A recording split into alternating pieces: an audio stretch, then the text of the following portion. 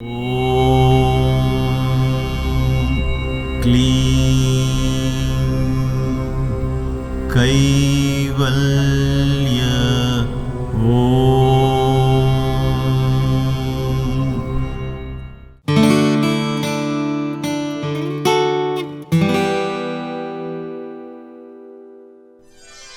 September 23rd, 2019.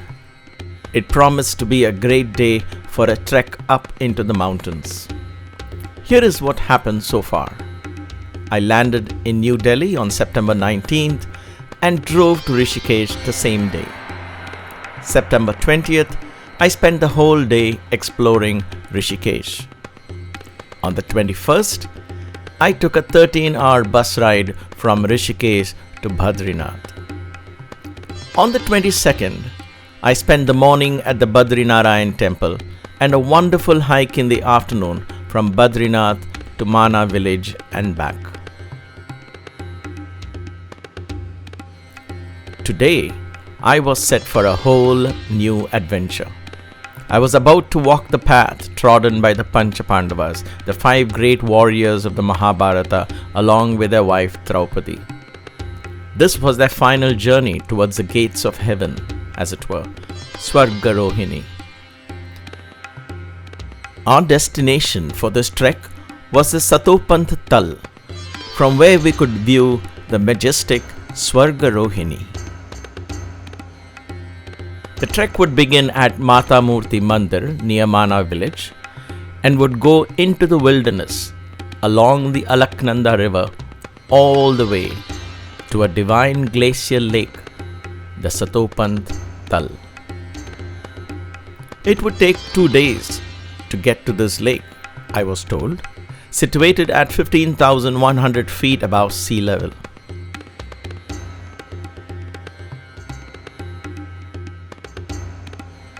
We were to camp the first night at Lakshmivan and the second night at Chakratirth. If everything went well, then on the 3rd day we would be at the Satopanth Tal, the lake of truth. It is believed that on Ekadasi, 11th phase of the moon, the divine energies of Brahma, Vishnu and Shiva would be present at this lake. September 25th was Ekadasi, and on that holy day, I hoped to meditate and offer my prayers on the banks of this celestial lake. My heart could not contain the excitement of such a prospect as I set out that morning to meet my guide and porters. हमारा group Satopanth के लिए रवाना होने जा रहा है. जय बद्री विशाल. जय Badri Vishal. This is Somesh Pawar. Somesh Panwar. और That is Kanha.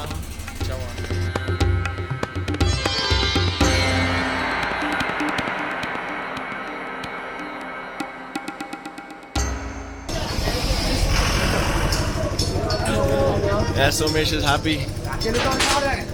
He's our porter. Yes. Satopanth Trek. That's Somesh and all the porters. We're all getting ready.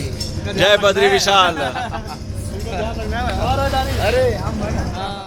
The group is, I believe, going to be 16 or 17 people. And Somesh is not able to join us, so he's going to send another guide, Pankaj by name. He's talking to Somesh over there. And they're getting things ready. It's going to be a 4-5 day trek, so a lot of planning, I guess, has to go in place. So I think the way it works is if you have small groups of 3 and 4 people that sign up with one guide, and then there's somebody else signing up with another company, another guide, then they kind of club them all together if the dates are similar. For example, today I think I'm being clubbed with another group, 16, 17 people, but that's not one single group again, that's another mix of 3 or 4 groups. But it's a good experience for me. I'm going to trek this and see many things. First of all, how difficult the trek itself is, and who can, who couldn't, who cannot do it. And I guess when I see this group of people who are coming with me with mixed age group, it'll also give an idea of what kind of physical fitness they are in, what kind of difficulties they face. So it's a good educational tour for me too. So I'm as excited as anyone. So here's Somesh again, back with us. Somesh, अब ठीक है? ठीक है sir, बढ़िया सब व्यवस्था हो चुकी है, आपका बैग भी पैक हो चुका है। बस भगवान बद्री विशाल ये यात्रा सफल बनाए, आपकी उज्जवल भविष्य की कामना करते हैं। अच्छे से आप जाइएगा। सतोपंथ में महा शिवलिंग जी का एकदम से स्नान करके, एकदम भव्य स्नान करके, थोड़ा ध्यान करके, बस यही चाहिए sir. There's a good guy, Somesh Panwar, good guy. I'll put his contact information in the video if any of you ever want to contact him. ये सामान यहाँ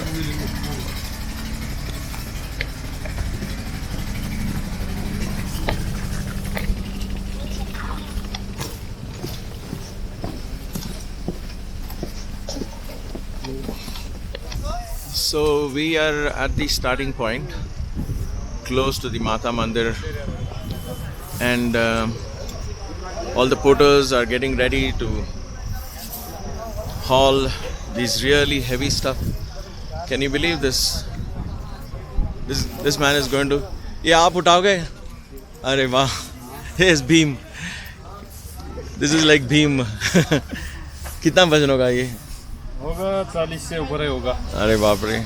About 50 kgs he's going to lift. 40 to 50 kgs.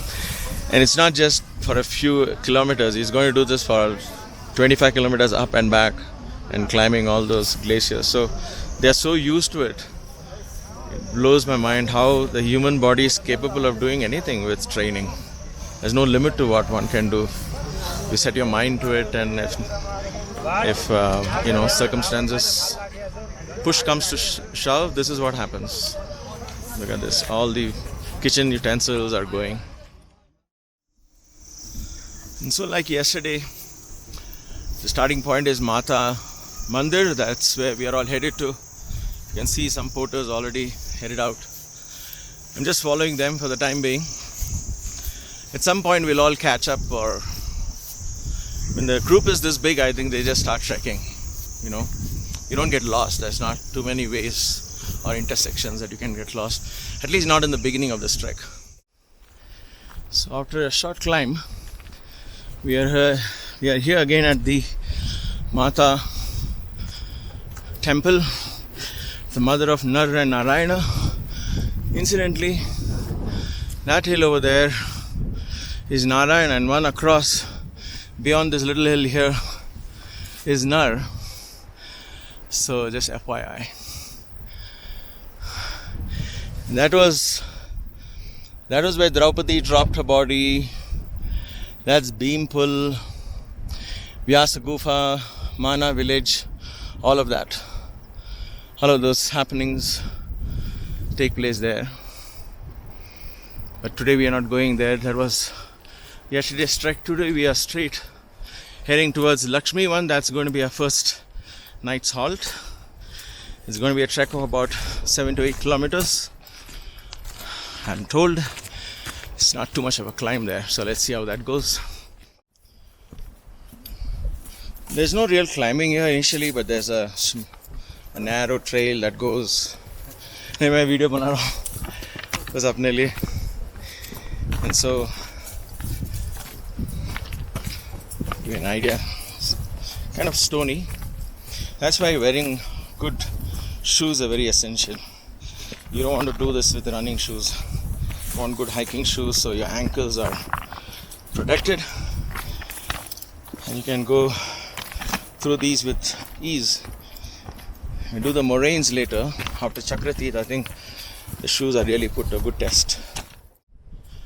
So, speaking of Draupadi and the Pancha Pandavas, as is recorded in the history, this trail that we are going to do the next 3 days or 5 days, I guess it takes about 2.5-3 days to reach a destination called Satopanth Tal.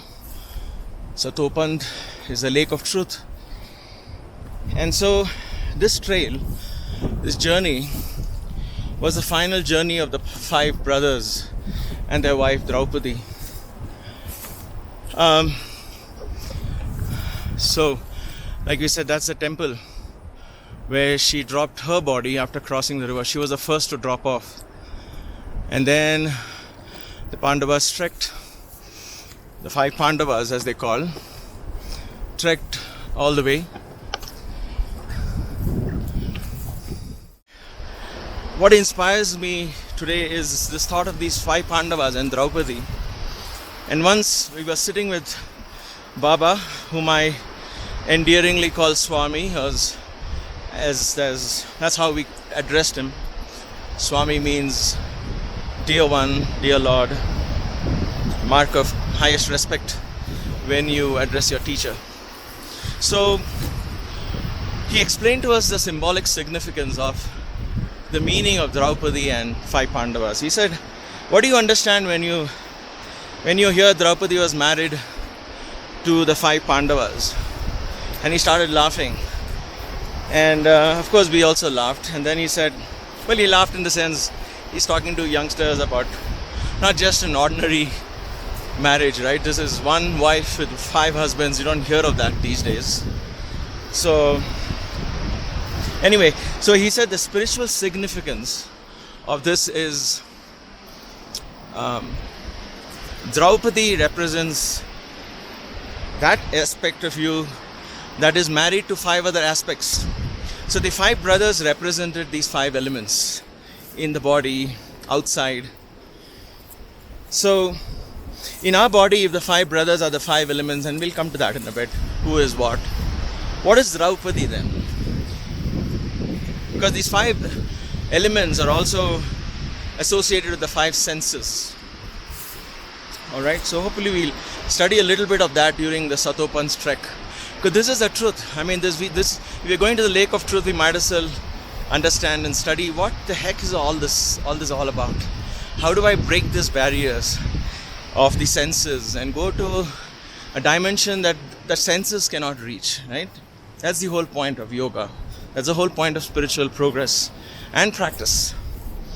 So, if the 5 Pandavas represent the 5 senses, and I'm going to use the word 5 senses, 5 elements interchangeably for now, then what does Draupadi represent? Draupadi is the mind. Because the mind is married to all the 5 senses.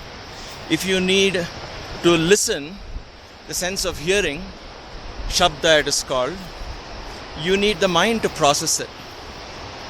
If you need to touch something, sense of touch, Sparsha as it is called, you need the mind to process the sense of touch. Look at this path, beautiful. This is called Anandavan, I think. I saw it in YouTube videos, so don't quote me. It's just nice flowers. We have passed that season now. It's more like autumn coming in, so I'm keeping you occupied with the scenic views as we discuss this profound truths from our Upanishads, from Sanatana Dharma. Alright, so the sense of touch, you need the mind. The sense of sight, if you see something, you need the mind to process it, what color it is, and so on and so forth. In a similar manner, if you taste something, rasa, you need the mind. And if you smell something, gandha, you need the mind. So, without the mind, these senses are useless. And therefore, Draupadi represented the mind. I think that was a breaking point for me, a revelation point for me when I heard that. I was like, it makes so much sense. Krishna is the guide who takes these 5 senses and reveals truth beyond, right? Anyway, so what does it mean that Draupadi first dropped off in that final journey? So what is this final journey? The final journey in life is to go back to where you came from, to that highest abode. Some people call it heaven. I call it Kaivalya. So, as you step into this journey, the first thing that drops off, or you need to drop off, is your mind. The first thing that drops off. As soon as Draupadi crosses the Alaknanda river there, she drops off. She said, I'm done. I can't go further. So Alaknanda river, the crossing of the river is very symbolic. The Saraswati and Alaknanda river is symbolic. So as soon as she crosses, she says, okay, I'm done. That means the mind has to be given up. In other words, what do you mean by giving up the mind? Giving up the mind is the mind gives up all conditionalities. This trek is going to be a test of that.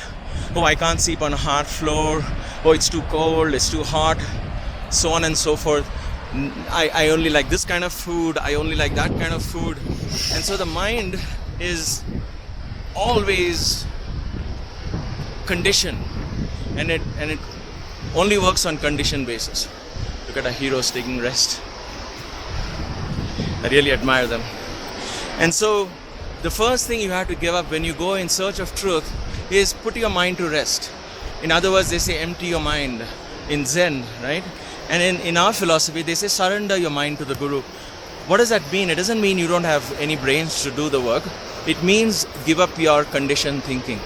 Come to fresh learning. Don't come with your cup full of, oh, I know what is good, I know what is bad, I know how this works. And then why do you need a guru? So Sai Baba emptied our cups. We weren't ready to empty our cups. I'm so grateful that he didn't wait for us to empty our cups. He taught us how to empty the cup. He emptied it for us. I can speak for myself, definitely. And so the first thing that drops off is the mind. So let's ponder on that as we proceed in this beautiful, beautiful trek to the next spot where the first Nakula among the 5 brothers drops off his body. So let's see what that indicates. So you see, the trek by itself is pretty straightforward. Sometimes the climb is, but now here it gets a little tricky because it's pretty narrow here. So one has to step carefully because your fall down is pretty dicey.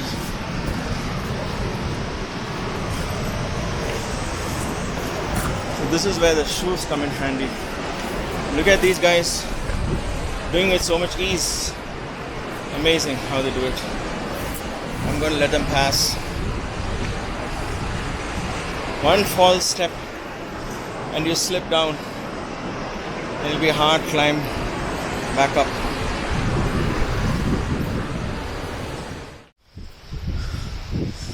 You know, when I was 17, I wanted to join the film institute, become an actor and be rich. I don't know.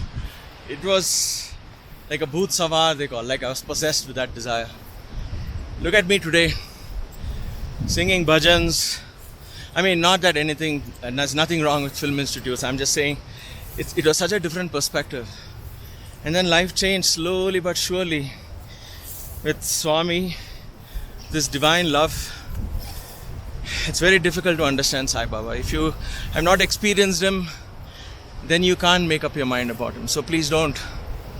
You have to experience him. And it doesn't mean you have to experience him physically. He's another powerful energy. Very easy to invoke, very easy to... It's very beneficial. I'm not benevolent. Very benevolent. An amazing power. And so, look at me today. I owe everything that I learned to him, to my teacher. That's why I relate to him more as my teacher than God or avatars. He is my teacher. He taught me so much. Jaya Rama Hare, Jaya Rama Hare, Jaya Sita Rama Hare, Jaya Krishna Hare, Jaya Krishna Hare, Jaya Radha Krishna Hare, Jaya Sai Hare, Jaya Sai Hare, Jaya Sai Baba Hare, Jaya Rama Hare, Jaya Rama Hare, Jaya Sita Rama Hare, and so on. My heart continues to sing, soul filled with joy, abundance of nature, filling every pore. So I do this trek to the Lake of Truth. Oh my God, what a lovely experience. I hope to take you all with me so I can share this joy with you and steal this experience again and again. I call it stealing, I don't know why, but such a beautiful trek. So this is a good example of what lies ahead of us. This is where I said the shoes are really important. You see, thick strong shoes, you're able to walk through this. Otherwise you could twist your ankle. One has to watch out for these loose stones. Path is somewhere here. Figure it out. Keep moving. So when you trek like this, a climb that ahead of you is not really much of a climb, but you're like, oh no, not again. And this is just the beginning. That's the adventure and the fun part of it. At least now there is some kind of a trail. Imagine 5,000 years ago when the Pandavas trekked this. Did they know where they have to go, or they just were guided? $1 million question, right? They didn't probably know there was a Lake of Truth, or perhaps Krishna guided them. One can never know. But they must have gone singing Krishna's name, chanting the name till the very end. Hey Krishna Madhava Govinda Gopala Mathura Natha Madana Gopala. See how breathless. Nanda Mukunda Shama Gopala Krishna Hare Jaya Krishna Hare Jaya Hari Govinda Krishna Hare Krishna Hare Jaya Krishna Hare Jaya Hari Govinda Krishna Hare Jai Badri Vishal. Today is September 23rd, so it's not rainy season, so the foot gets a good grip. And so there we go, heading towards Lakshmi Man. Still looks like there is one more. After reaching down, there's one more climb all the way up. Onward, forward, upward, Godward. Don't look back. It's quite steep. Watch your step.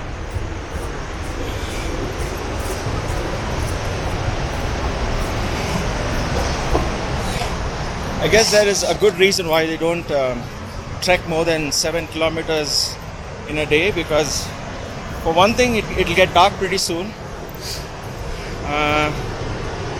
It's 11:40. We started around 9:45, 10 I think. We have been trekking for 1.5 hours. We probably have another couple of hours to go. But you see how steep this goes down. So even the trek to Lakshmi Van, I would think for a novice, I would rate it at 7 out of 10 in difficulty, provided they are really well trained and the legs and your thighs are. You need to train on an inclined treadmill for this, strengthen the muscles. Otherwise, you'll perhaps do till Lakshmi Van and you won't be able to go further than that. Look at this. Ouch. Little tricky. We're stepping on the rocks. It slips.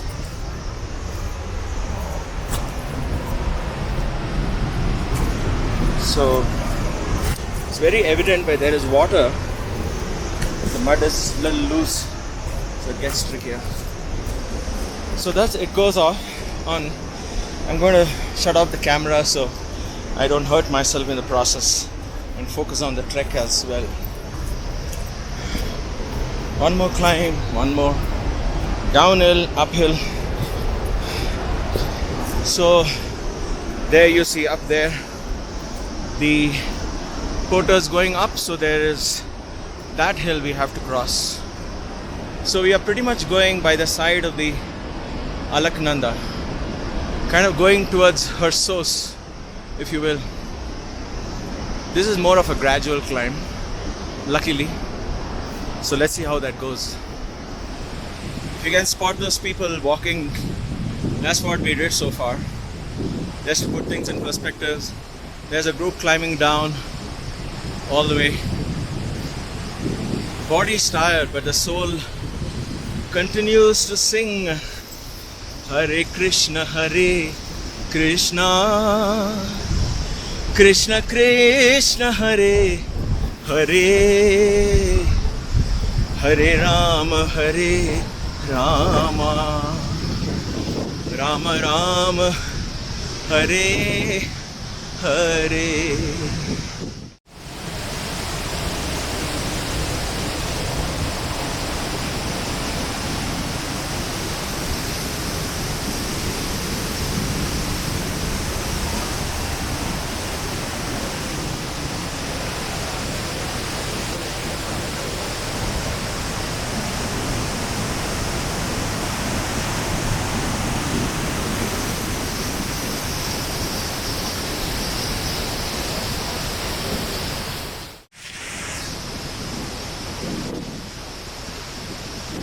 So this is where it becomes tricky.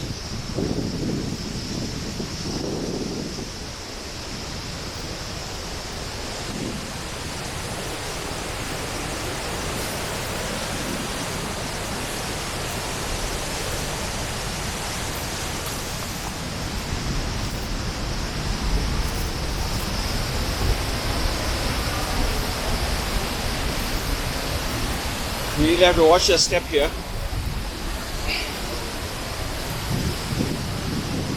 What happens is, by itself, this is not difficult.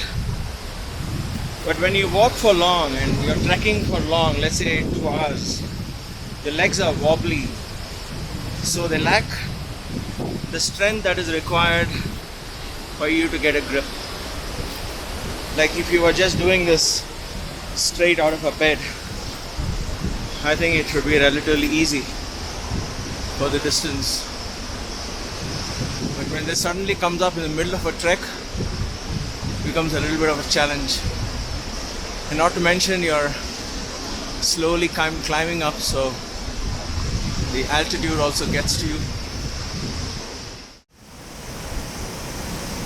See, a climb like this from that stream down there, it's a pretty short climb, but it's very loose mud, so it becomes tricky.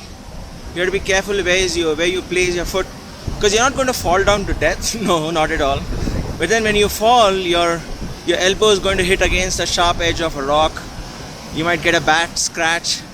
You don't want that. That could ruin your trek. So you have to be very careful when you climb or do these kind of little climbs. And you never get short-sighted. Look around. Look for a better place to put your foot. Better footing perhaps. Complete the climb. Okay, I walked back a few steps to show you the beauty of treks like these. You climb up the hill, you come up not knowing what awaits you, and then lo and behold, beautiful valley opens up before you.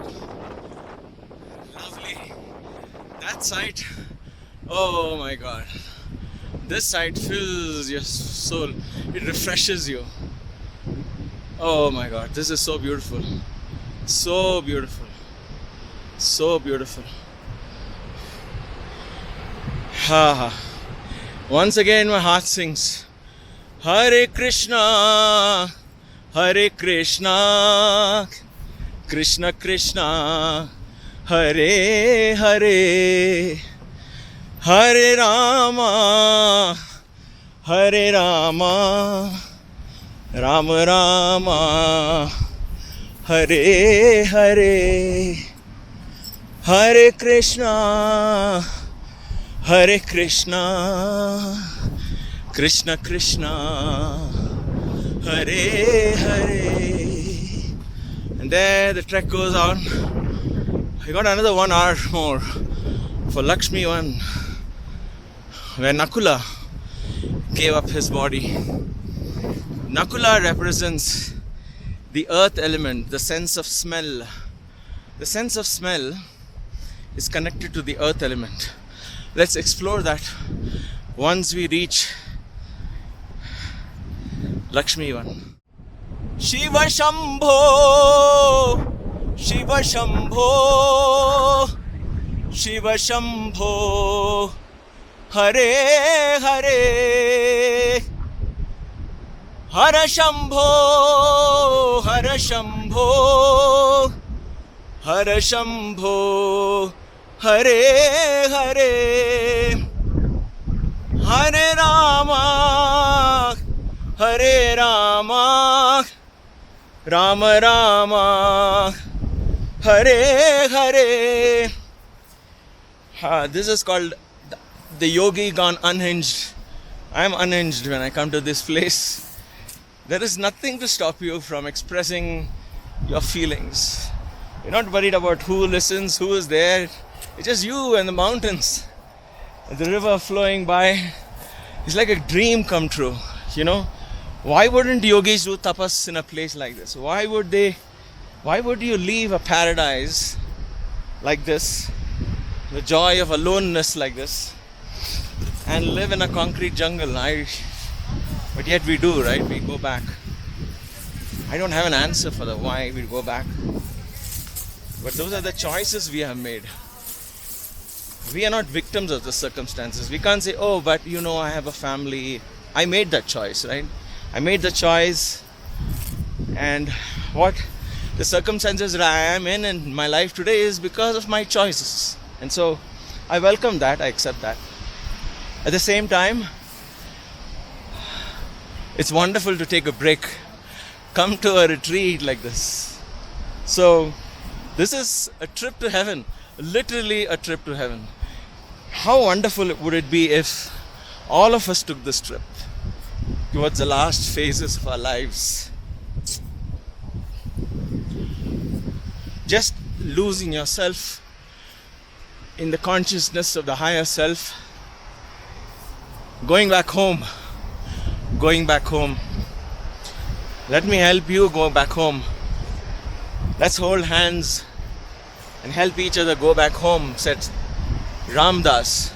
I love that quote. Let's walk each other home. That's what it's all about. That's what Kaivalya Yoga Gurukulam is about. It's to help each other walk home to our spiritual glory, to the God within. And so here we are trekking this journey to truth. These locals have a name for these flowers. Apparently they don't dry off in the winter or something like that. There's something unique about these flowers. So they make garlands out of this for the deities. They close the temple for winter. When they come back, apparently the flower stays exactly. So something unique. In other words, I guess when it dries off, it doesn't fall apart. It stays intact. So here's a little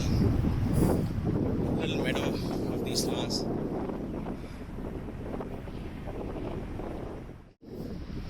The management team is managing this group of 17 today. So they have 2 or 3 guides for this group. And the guide's job is to take care of their little team, 5-6 people. But then he is a leader of this. Like the management, he comes to make sure the tents are pitched properly. There's enough food for everyone. If somebody needs any emergency help, so that is provided. His own staff, these guys who carry these heavy loads if they need medicine. So they have altitude sickness tablets and so on and so forth. I mean, they're not medically in any way certified, I guess, but maybe they do have some kind of certification for first aid, and they even come prepared to carry the people back home, back to where we started, if things become important. So a lot of things goes on in planning a trek like this. And just when you think one uphill is done, oh, there we go down again, and another winding path crossing another hill. Welcome to Satopanth. But look at this amazing huge gorge that is formed. I wonder how this will be in spring, and the water gushes down. Also gives room for landslides, and look at all the stones that's rolled down. Wow. Up are those really tall mountains. They all have names, and I am not sure which is which. So maybe when we reach Lakshmi one, I'll ask somebody. My gosh, how gorgeous is this place? Magnificent. Magnificent. And then there is this nice beautiful meadow. Suddenly, all of a sudden, it comes up. There's always surprises in store. You cross a rocky landslide kind of a slope, and then you have the sloping meadows. Beautiful. So calming with the mind. The camp versus there are falls at the back. So we are still slowly trekking towards Lakshmi one, which I think and I hope is behind that hill. Assuming we left at 10 o'clock, somewhere around 10 o'clock, 5 minutes here or there. It is 1:25 now, and I have been trekking non-stop at a pretty slow pace. Just stopped a couple of times to put some water in my water pack. Not that I didn't finish all the 2 liters, but I like to empty it and refill it. So it's cold water. I like it cold. Cold water sits on your back also. It's nice when the day is nice and warm like this. I think the temperature should be at this point, I don't know, 60 degrees, maybe 55, 60 degrees. But because there's no clouds, hardly any clouds, like beautiful blue sky. I'm looking forward for the night today. So anyway, because of this, the sun seems quite hot, and when you're climbing and trekking, it becomes quite warm. So I have put on my head cap right now because even though it's warm, the air is getting a little more chilly. So I put on my headgear. Just, I don't know, I don't want to get some cold or something. I still have 3 more days of this trek to complete. Alright, on to Lakshmi one. Look at the amount of toilet paper, plastic that's strewn all over. So this is a kind of a meadow, so people would have camped here. But it just beats me as to why would you want to trash such a beautiful, pristine nature? Why? If somebody comes to your home, eats your food, and while thanking you for your hospitality, just throws things around, trashes the place and goes, how would you feel? And if this is God's place and if people are coming here to pay homage to divine energies, why would somebody trash like this? Breaks my heart. It just breaks my heart. So please, if you are watching this video and if you ever visit or trek these places, please carry an extra bag with you just to put your trash. Even if it is a small chocolate wrapper, don't throw it out. It's a disgrace. It's a sin. So I'm just taking a short break. It's been non-stop trekking for the last 4 hours. I know I don't have much distance to cover, but I just thought it wise. I'm feeling a little like I want to throw up, so I think it's something with the altitude, slowly getting in. Nothing that worries me, but it's a natural reaction of the body, I guess. It's already tired, so when I drink more water, it happens. So I'm not sure how much water should one drink? I didn't drink too much. Or maybe I need to drink more. I don't know. I'm going to try it out and see what works. But like I said, it's not that bad. Probably have another kilometer or something to go. So the moment I was feeling a little nauseated, a little nausea was setting in, I did my favorite exercise, Nauli. I did some Agnisara. Nauli, if you don't know what that is, someday I'll demo and I'll teach you all Nauli as well. I mean Agnisara as well. It almost instantly got rid of the nausea. And the good news is, I'm told Lakshmi 1 is just beyond that hill. I've been hearing that for a while, but I hope this time it's true. Aha! There I see Lakshmi 1. 1 is forest. So I was looking for a bunch of trees, right? And there you are. I can't see exactly what's going on the screen here, but I hope you can see it, just like as I am top of the trees, and now the trees are coming into full view. Lakshmi 1. There is Lakshmi 1, but the path is still tricky. It's not gone. These rocks seem to be there forever, so one has to be really careful while stepping. These shoes are really helpful. I must say I'm so grateful I got them. They're on the expensive side, but it's really worth it.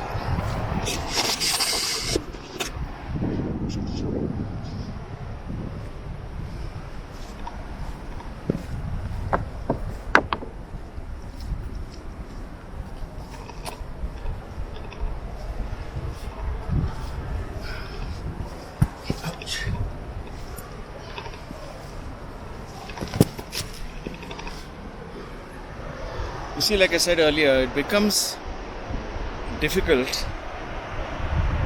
when the legs are already tired. And suddenly after that rocky terrain, see these little plants? Beautiful. I don't know what these are. Some kind of a ground cover. Sudden greenery in this. Sudden greenery.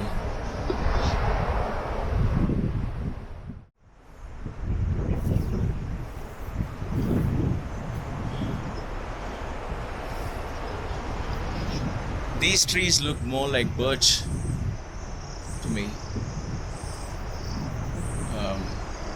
Bhojpatra as they call it. But this is Lakshmi 1.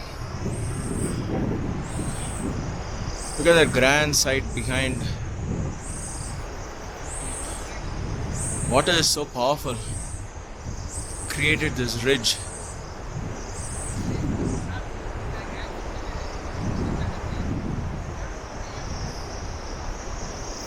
Out there looks formidable, but that is our trek for tomorrow.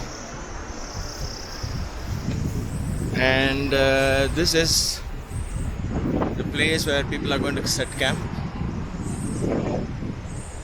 I will go towards the rocks, find a quiet corner and sit. So I finally reached Lakshmi 1 and I am just relaxing here. If you can see there, people are setting up tent, and I just chose a quiet corner to relax and ponder over this place where Nakula gave up his life, gave up his body. The 5 Pandavas represented the 5 elements and the 5 senses. And Draupadi represented the mind. There are these big birds looking for food, I guess. Anyway, some kind of crows.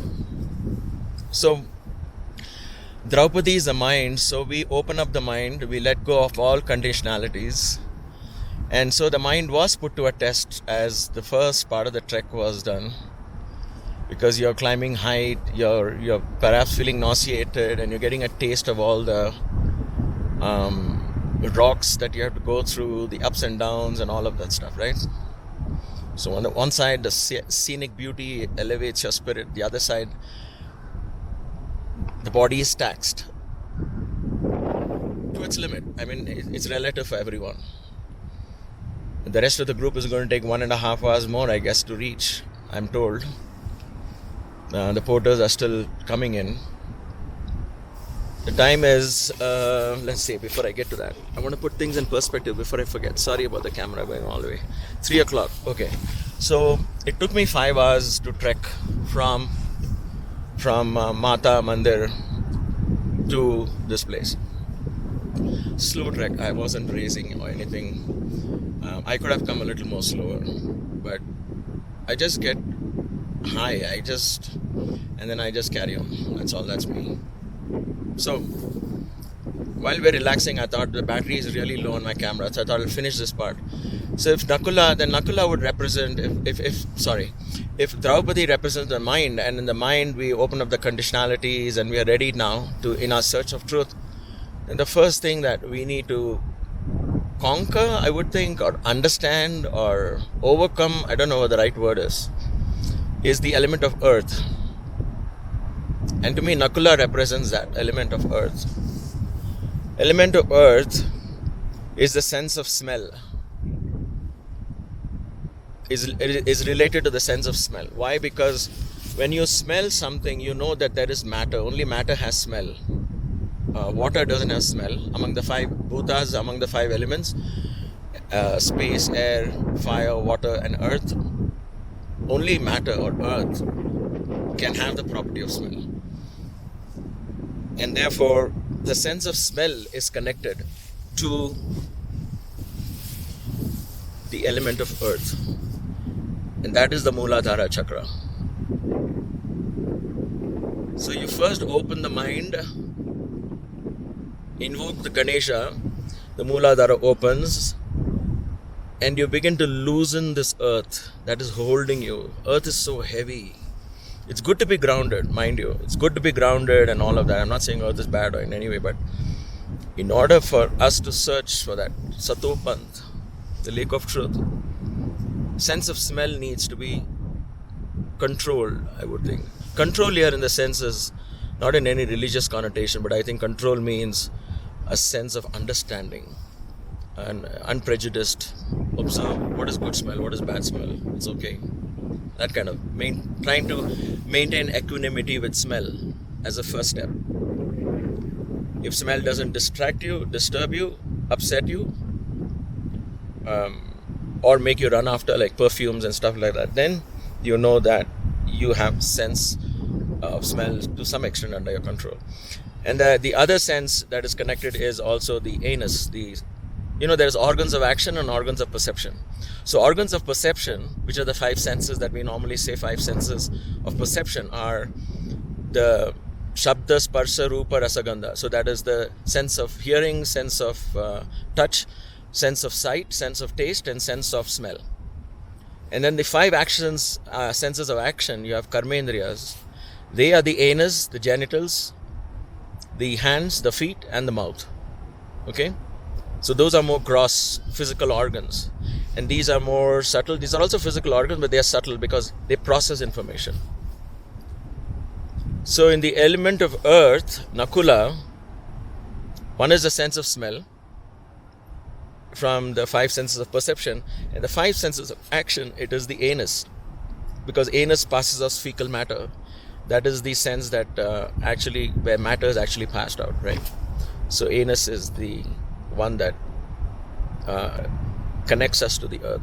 That is why Mooladhara Chakra is right at the base of the spine. It connects you to the earth. See, all these chakras are not somehow mystically located inside the body.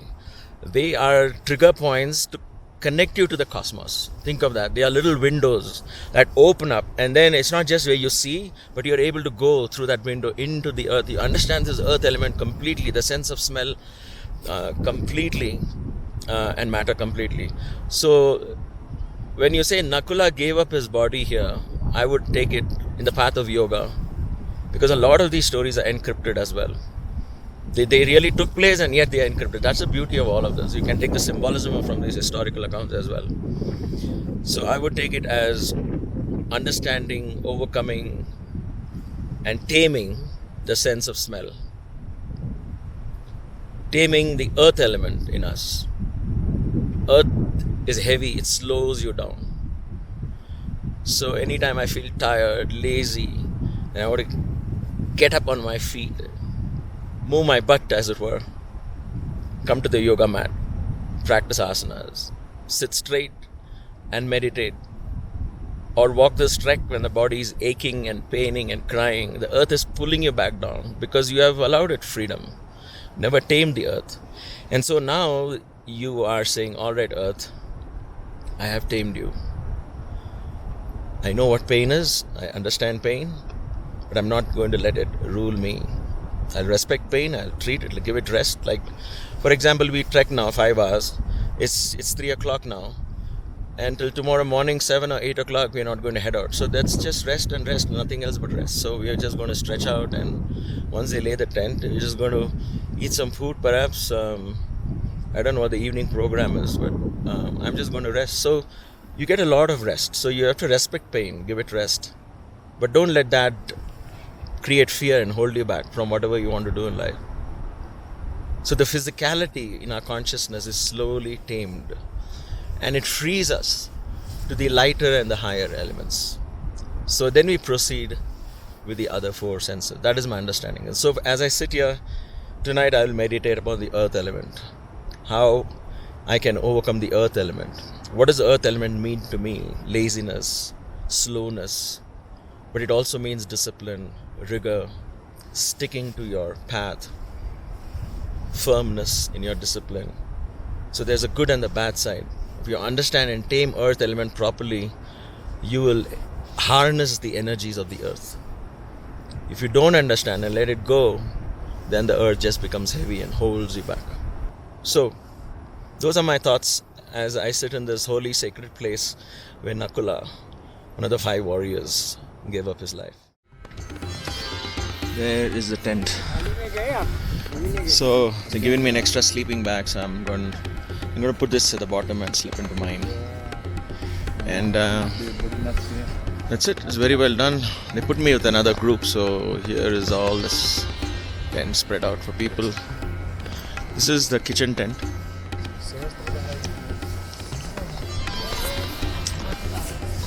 Very well done. And you can see people are spread out all over. Some come in a smaller group, so they are pitching their own tent there, like you see there. They have perhaps a common kitchen. They have some kind of understanding that all these different groups get together. And so I am with this group, this big group. So soon it's going to be dinner time. They're going to serve some dinner, and that's it. After that, I'm going to crash. So let's see what tomorrow holds in for us. Tomorrow is trekking over the moraines and all of that fun stuff. Jai Badri Vishal. Hare Krishna, Krishna Krishna, Hare Hare. Hare Ram, Ram Ram, Hare Hare. Please consider subscribing to our channel on YouTube, the KYG channel, so you stay tuned to fresh yoga and spiritual content from KYG. Thank you for watching. Enrich your practice, empower your mind, enlighten your spirit. Namaste.